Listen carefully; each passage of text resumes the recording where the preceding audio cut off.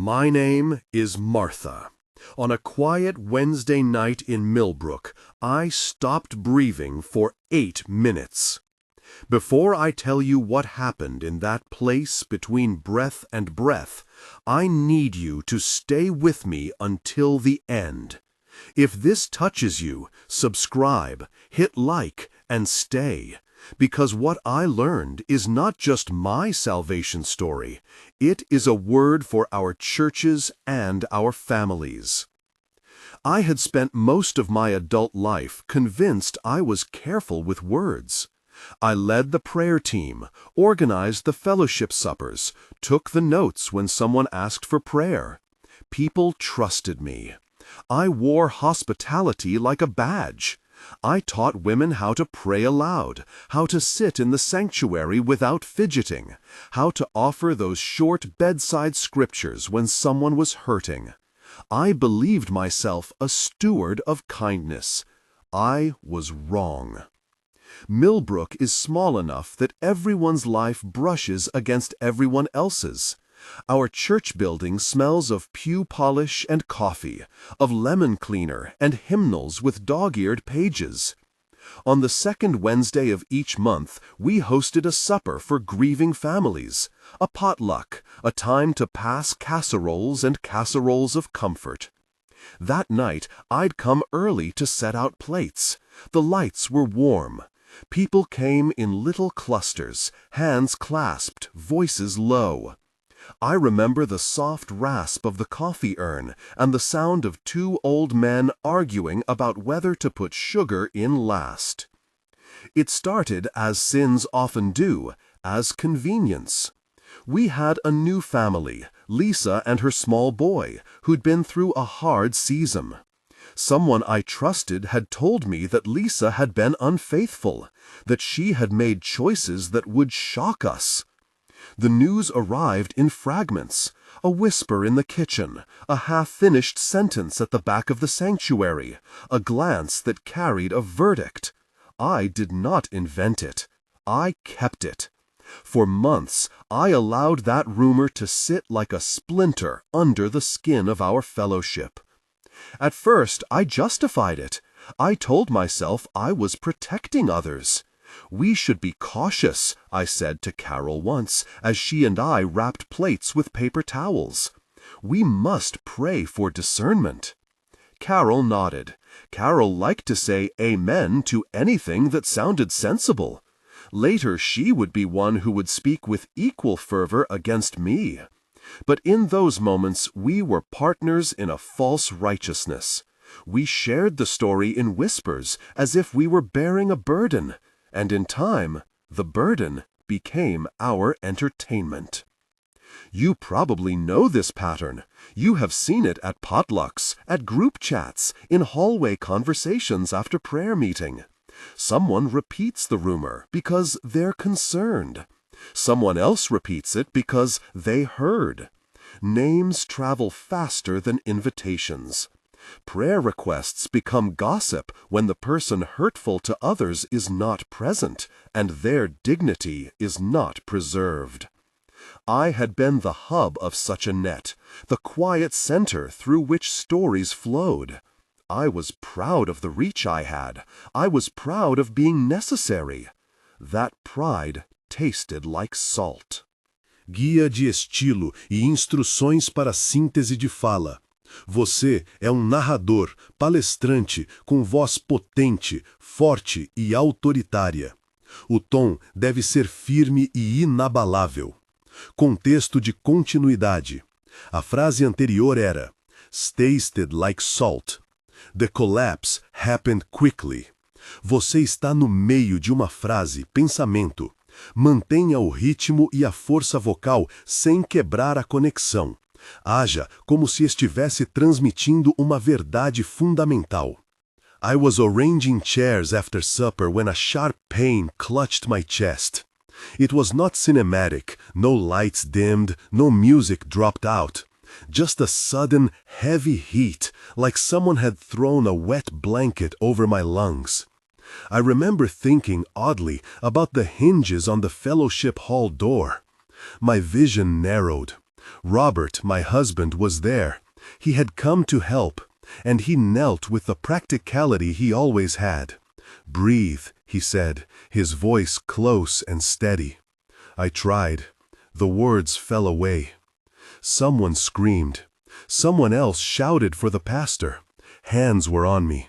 The smell of bleach and perfume and coffee collided. Pastor Williams pressed a phone to his ear. Through a fog, I heard my name called as if from far away. Then, nothing but a long, astonishing silence.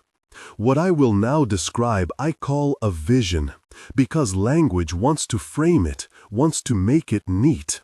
It is the only word that nearly fits. I was not only outside my body, I was in a place that felt like a corridor made of sound and memory. Light moved like water. There was heat, but it was not burning. It was like standing too close to a hearth and feeling the undeniable, purifying effect of flame. And then, Jesus was there. He was not a painting. He was not a figure of the past. He was near, a presence that held the calm of someone who knows every wound and will not be surprised by any confession. He came not as a judge with a gavel, but as one who has been all night waiting at the doorway for those who will finally come home. Love in that place was not sentimental. It was exacting. He did not begin with comfort. He began with a look that cut through all the little explanations I had built for myself. "Your mouth has been a river of fire," he said. It was not a metaphor that left room for debate. It landed like an accusation and a diagnosis. Around him, words hung, actual words, like iron links. Each link was a sentence I had let go loose. Did you hear? She's not what she says. A prayer request shared without permission. A detail passed with the excuse that we needed to know. The links clinked when they moved. They formed chains that wound around faces. Faces I recognized from Milbrook. Carol, sitting with a chain looped through her wrists. Pastor Williams, with a thin loop across his mouth. Lisa, hunched beneath a heavier tangle that scratched at her shoulders. The chains were not punitive decorations. They bore the weight of relationships broken and trust eroded. Then I saw the spark. One tossed phrase, an offhand whisper in a kitchen, flashed small and bright, landing on dry grass. It was tiny. It made a flare. I watched the flare lick. The grass smoked. The spark leaped, a thoughtless ember carried by wind, and the fire took. The scene unfurled like a film of cause and effect. The spark burned a hedge. The hedge caught a fence. The fence collapsed, and the neighbor's barn, metaphors really, took flame, and the heat radiated outward. They spoke of rhythm and response times, and how a good Samaritan in the hall had administered CPR and the paramedics had arrived quickly. They said, clinically, that 8 minutes without meaningful circulation is long. They could not and did not explain the vision. That belonged to me and to the strange mercy that sometimes breaks into our lives without waiting for our theological frameworks. In the days that followed, I did what the vision had made impossible to avoid. I began to unpick threads. The first thing I did was call Lisa.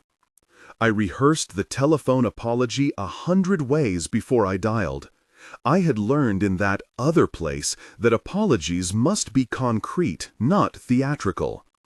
"Lisa," I said, and my voice was raw, "I hurt you. I did wrong by speaking of things that were not mine to tell. I am sorry." Her silence on the other end was thick. Then, small as a cup, she spoke. "Why did you tell people my son's story?" She was not asking for theological reflection.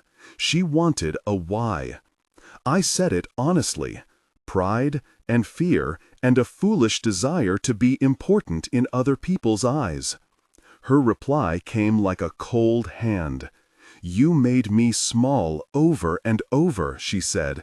"You made me into a story." She forgave me in part and in pieces. Forgiveness often arrives in installments. It did not stop with my confession. The vision had compelled me toward public repair. I stood before the congregation a week later, my voice thin but steady, and I told a shortened version of the truth.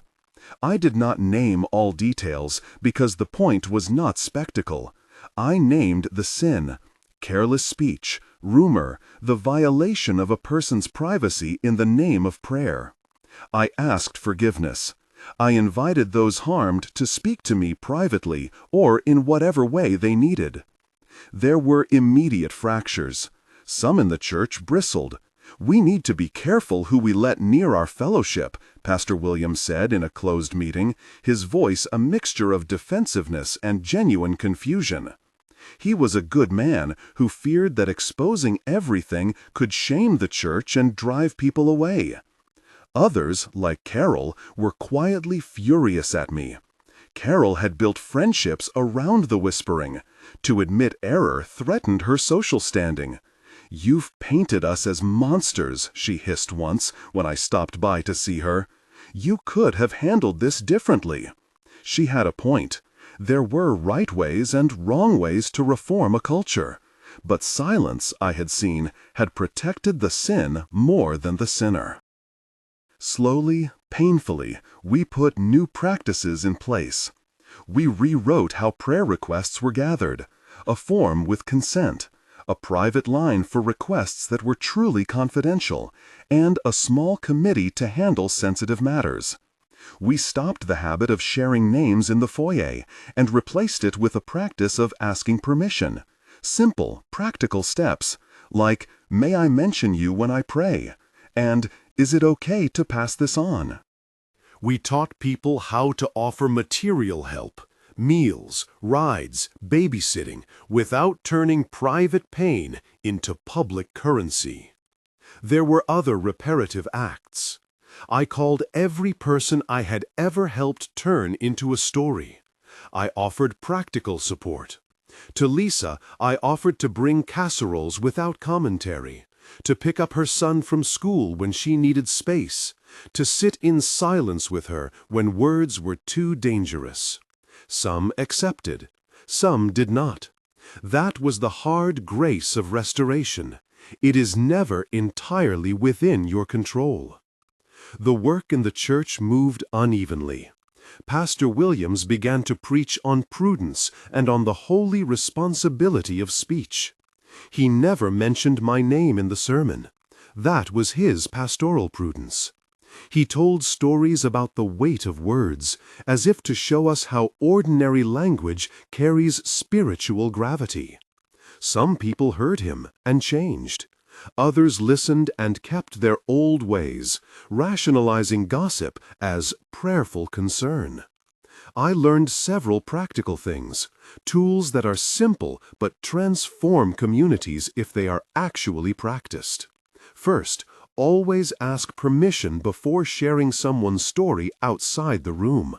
Second, when someone comes with a confession that is actually accusation, redirect them to pastoral care and private counsel. Third, offer tangible help, meals, childcare, bills, without commentary. Fourth, establish a prayer request form that includes consent for how names are used. Fifth, when a rumor begins to spread, call it out gently and take responsibility publicly if you had a hand in it. But beyond procedures, there was a deeper change in me. The vision had shown me not only the mechanical spread of rumor, but the spiritual hunger underneath. To be noticed, to feel significant, to hold a position. When those hungers go unmet in healthy ways, they find expression in unhealthy ones. The tongue becomes the tool of inflating the self. To guard the tongue requires guarding the heart. I do not tell this to heap guilt, but to summon repentance. Repentance is not a one-time speech at a meeting. It is a daily choosing to place the dignity of another above the satisfaction of being right or known. It is choosing to stay home with someone instead of telling their story to someone who will trade it like a card. It is asking before you pray for someone by name, because privacy is respect. People asked me what to do when they feel righteous outrage. When a wrongdoing is real and needs addressing, my answer is a discipline. Name the sin, not the person. Bring it to pastoral authority. Avoid spreading it as if you were carrying a flag that proves your virtue. Systems are needed. Clear lines for reporting. Accountability teams that include members who are not related to the event. But so is personal restraint. You cannot build a culture of trust on the assumption that curiosity is harmless. I have seen other ripples. Families who had considered leaving our church stayed because they witnessed repair. Guia de estilo e instruções para a síntese de fala. Você é um narrador, palestrante, com voz potente, forte e autoritária. O tom deve ser firme e inabalável. Contexto de continuidade. A frase anterior era "Stature, keeping it, felt like training the tongue." Você está no meio de uma frase ou pensamento. Mantenha o ritmo e a força vocal, sem quebrar a conexão. Haja como se estivesse transmitindo uma verdade fundamental. People rolled their eyes at first. Then, at some point in the second month, someone stopped to breathe before adding a detail about a neighbor, and you could see the habit taking root. Next came intake and reporting protocols that were plain enough for a teenager and respectful enough for a mother at midnight. We made a prayer request form, physical and online, that required consent. If you asked for prayer about another person, you had to check a box acknowledging you had permission to use that person's name. If you were reporting potential harm, there was a separate form with clear options: pastoral mediation, elders review, referral to external counsel, or immediate safety measures. Each option listed the likely steps and the confidentiality boundaries. The form did what paper always does well. It slowed us down. Writing a complaint steadies a hand. Naming the outcome you want clarifies motives. We also set up an accountability team, not of popular insiders, but of people who were intentionally diverse in relation to incidents. 2 elders, 1 lay member with no family ties to the congregation, 1 woman leader from a neighboring parish, and a legal advisor used only in cases that required professional scrutiny. The team met monthly and on demand. Their job was not to create theater, but to serve as a trustworthy place where someone could bring a hurt that wasn't safe to bring to friends. When rumors began to circulate, the team's protocol was to issue a brief public statement acknowledging receipt of concern and describing the immediate steps being taken. No gossip, no hinting, no speculation. That transparency calmed the worst of the rumor mill without violating privacy. Pastor Williams and I had a long, slow conversation about leadership posture. He had always equated transparency with telling everything. What he learned was that transparency must be paired with discretion. He began holding weekly office hours not to impress the congregation with availability, but to be available for listening. He also instituted monthly listening rounds, where elders went house to house, not to interrogate, but to ask, "How are you?" and "Is there anything you need us to know or to do?" These rounds were not about gathering information to gossip with. They were about building trust through ordinary presence. We trained volunteers in short, repeatable scripts so that momentum towards gossip could be interrupted gracefully and kindly. The training was 3 hours long and included role play. We practiced responses to the casual conversational trap, those afternoons in the foyer when someone leans in and says, "Did you hear about?" The simplest script we taught was this. If what you hear names someone, say, "I don't know the details and that's not mine to share. Do you want to pray for them with me?" If the person insists, say, "I'm not comfortable talking about someone without their permission. Let's take this to the pastoral team." Lisa chose the terms: immediate family visits only, mediated conversations at the church office, and time to grieve in private. Carol honored those conditions. There was no dramatic, tearful reconciliation captured in a sermon. There was instead a series of ordinary, respectful acts that eventually rebuilt the fragile trust necessary for newer things. Car rides for an elderly neighbor, a joint request to lead an outreach project so the congregation could see cooperation rather than competition. Lisa's story, the one that had been traded like contraband, became something else because of a single, simple question someone began asking. "May I pray for you by name?" That permission changed everything. When she said yes, people came to the house with food and stayed with gloves on their hands and hearts open, not to ask for details, but to offer practical care. Over months, a testimony emerged, not because the rumor was swept under a rug, but because the church had asked permission to carry the burden of her pain. She stood once afore the fellowship, not to recount the scandal, but to thank the people who had brought meals, to name those who sat with her in silence, and to say, "They asked to pray, and they showed up." That sentence, so small, held more repair than any public naming ever could. We learned to distinguish two kinds of speech: the speech that fixes and the speech that humiliates.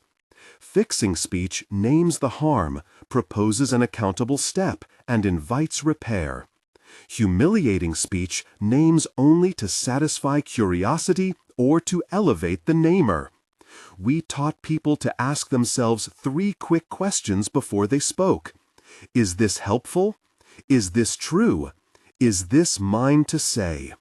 Those 3 checks were remarkably effective. There were practical innovations too. We began a casserole team program so that when someone faced consequence or pain, the congregation's response was immediate and material.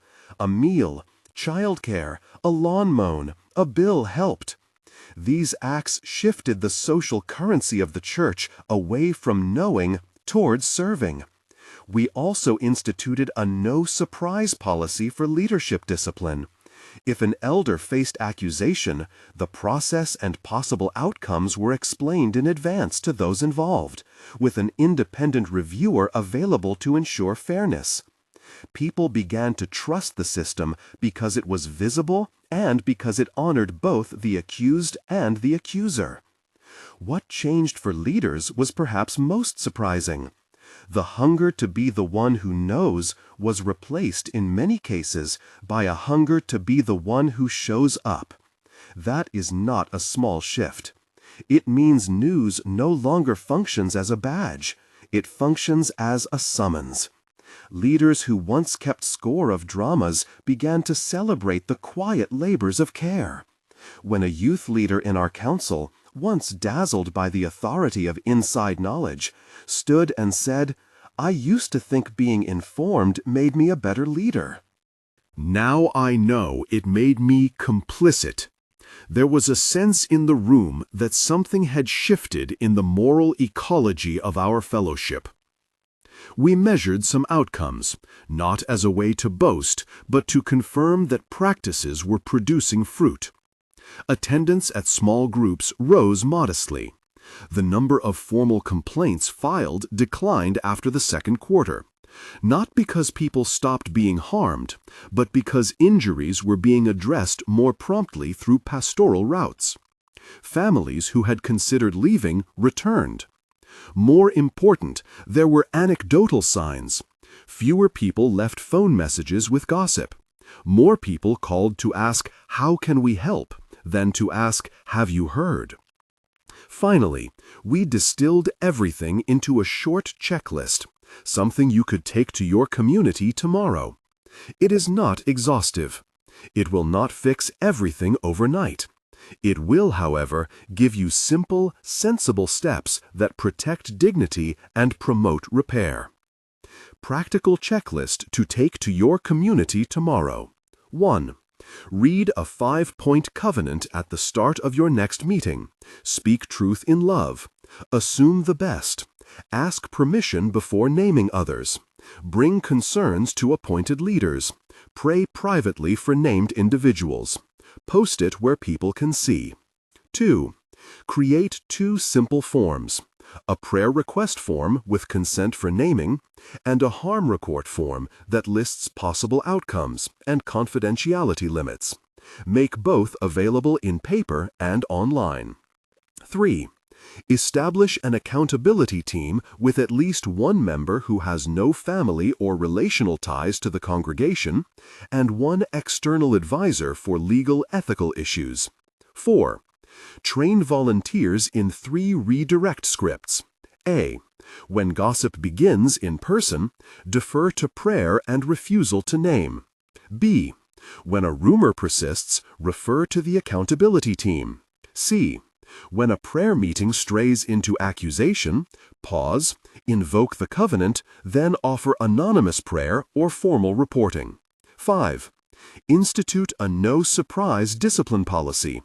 Explain procedures and possible outcomes in advance, and include an independent reviewer for appeals. 6. Start a practical care ministry, meals, childcare, bills, to accompany those who are hurt, accused, or isolated, so care precedes comment. 7.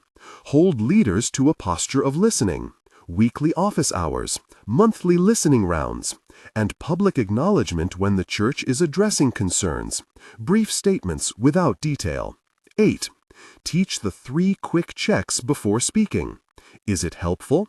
Is it true? Is it mine to say? 9.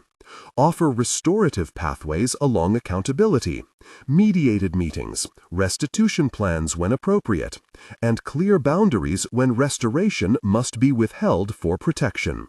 10. Measure and report outcomes periodically. Attendance, number of formal reports, qualitative testimonies, to build trust in the process. I do not pretend this list is glamorous. It is ordinary, mechanical, slow-moving. But habit is how character is built. The volunteer who would once have run toward the newest rumor instead sat at a bedside for an hour with a woman whose hands trembled and whose anger had nowhere to go before it. At a funeral service, where once questions might have been sharpened into accusation, people sat and held hands. Nobody tried to make the grief into evidence. Those acts, plain, repetitive, human, were the grammar that made the covenant intelligible. We measured some things because numbers helped hold leaders accountable. Attendance charts were not vanity, they were one small mirror. The number of formal reports and their outcomes were tallied and summarized in quarterly updates to the congregation. Testimonies were gathered with consent and published as anonymous stories of care given and care received. None of this erased the wounds. But transparency about the process enlarged the space for trust. People learned to watch for patterns rather than feed rumor with isolated observations. Even so, there were nights when the old whisper returned with a familiar cleverness. It found new language, new conveniences to exploit, and occasionally it moved faster than the procedures could. Once, a rumor fired up during a potluck when 2 elderly women began to trade remembered complaints. Half the table leaned in, and the other half looked for the nearest redirect. A volunteer gently intervened, paused the conversation, and offered to pray. The pause itself, an intentional, practiced pause, often worked like a reset key. Sometimes it did not. Sometimes the rumor escaped into the broader town and required a brief public statement and the steadying presence of those who could be trusted to keep the process honest. Years passed, and the covenant stained into the daily life of the place. It was read aloud at new member classes and taught in the children's ministry in age-appropriate terms. We care. We do not tell lies. We help without collecting stories. The congregation created rituals. A yearly remembrance for those harmed. A brief season of public reflection led by rotating elders. And a day when volunteers refreshed the laminated covenant cards. These rituals were humble. They did not signal perfection, but an ongoing commitment. They reminded people that vigilance was not a one-time fix, but a practice, much like learning to keep a garden tended. The most unlikely sign of healing came amid worship one ordinary Sunday. A woman who a year before had been trembling with fury and who had declined every public plea, now stood at the back of the sanctuary. Her face was older than before. Her shoulders had loosened. During the service, she slipped a handwritten note into the offering receptacle. It read in a single line, "They brought me a casserole and did not ask for the story." After the service, a few who had known that season looked at one another and wept without spectacle. No one turned it into a sermon. They simply set another table and waited for the next person to come. Deviam estar novamente mal. Compromisso com o ligado que parecia tão valioso. Risco que parecia tão justo.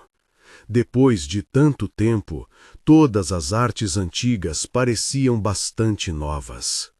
Tudo oferecia possibilidades. Tudo revelava tanto de estranho. O tempo fluía. Novas alianças estabeleciam-se. Novos vínculos se formavam. Todos os espaços pertenciam a alguém.